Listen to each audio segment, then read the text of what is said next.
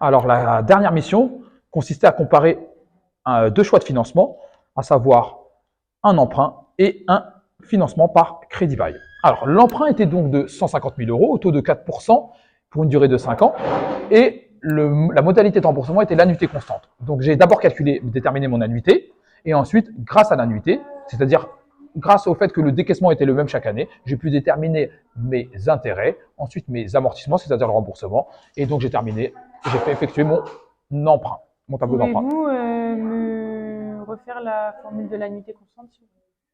Déterminer la formule de l'annuité constante. Oui, s'il vous Très plaît. bien, je vais l'effacer. Donc, alors sur Excel, je vais utiliser la formule moins VPM, moins VPM. J'ouvre ma parenthèse. Donc, il faut mettre d'abord le taux, qui est de 4%. Ensuite, il faut mettre le nombre de périodes, qui est de 5. Et enfin, le montant emprunté, qui est de 150 000 euros, ce qui me permet de déterminer mon annuité. Ensuite, une fois que j'ai terminé mon annuité, je peux déterminer mes intérêts. Je sais que mes intérêts sont de 150 000 fois 4%. Et ensuite, mon amortissement, c'est-à-dire mon remboursement, il est égal à mon annuité moins mes intérêts. Voilà. Et ensuite, je répète ça. Voilà.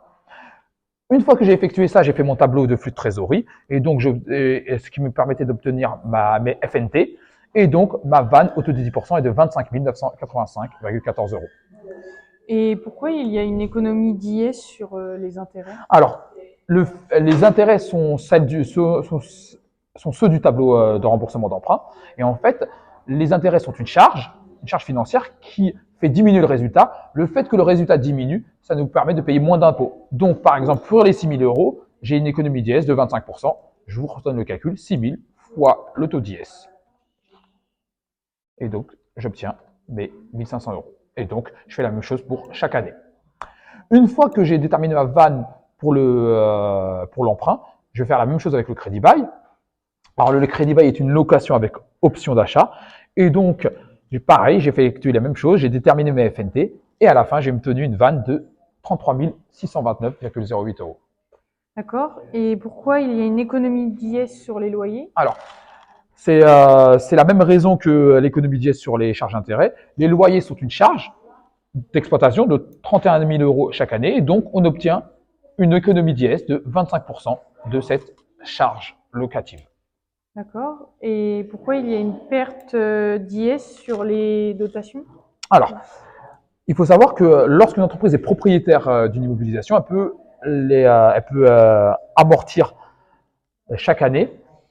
Et donc, lorsque l'entreprise n'est pas propriétaire, elle ne peut plus amortir. C'est le cas ici. L'entreprise finance cet investissement par crédit bail. Donc, elle n'est pas propriétaire. Donc, elle ne peut pas amortir ce matériel. Et comme elle ne peut pas amortir ce matériel, elle ne peut pas diminuer ce résultat. Et donc, elle perd l'économie d'IS. On va recalculer cette économie d'IS. Donc, l'immobilisation est à un montant de 150 000 euros. Elle est amortissable sur 10 ans, ce qui nous fait 15 000 euros. Mais en plus, on va bénéficier d'une économie d'IS de 25%. Et c'est comme ça qu'on retrouve nos 3 750 euros. Donc, le dépôt de garantie est récupéré à la fin. Et donc, j'obtiens des FNT respectivement de 142 000, moins 27 000, moins 27 000 et moins 37 500. En calculant une vanne au taux de 10%, j'obtiens 33 629,08 euros.